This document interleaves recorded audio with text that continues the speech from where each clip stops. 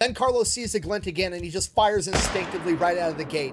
And again, time stops. And then Carlos looks down to where they were and he sees a glint. And they hunker down and he asks John Burke, "Did you just see that?" And John's like, "Yeah, but it could have been a moth. It could have been anything." And he's like, "Yeah, but that's exactly where we were." And Carlos realizes maybe this guy did the exact same that Carlos had just done. He had went to where the enemy was last. And then Carlos realizes that the sun is now on his back, and in his prior position, the sun was in his face. And then he realizes that John Burke's canteen was metallic on top, and maybe Cobra saw the glint off of his canteen. And that's why he took that shot. Carlos doesn't miss, but Cobra didn't miss either. He just picked a bad target. Then Carlos sees the glint again and he just fires instinctively right out of the gate.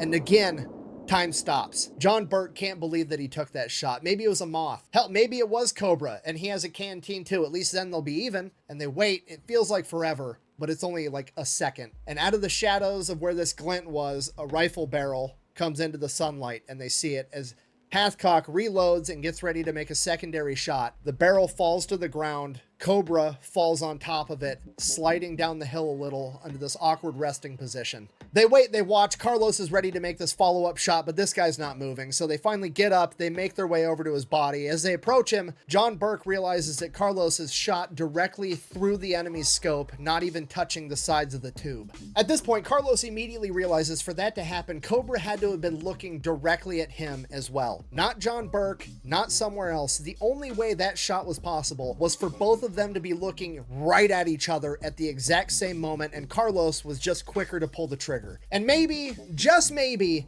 the only reason that Cobra saw Carlos first and not John Burke was because of a chicken feather.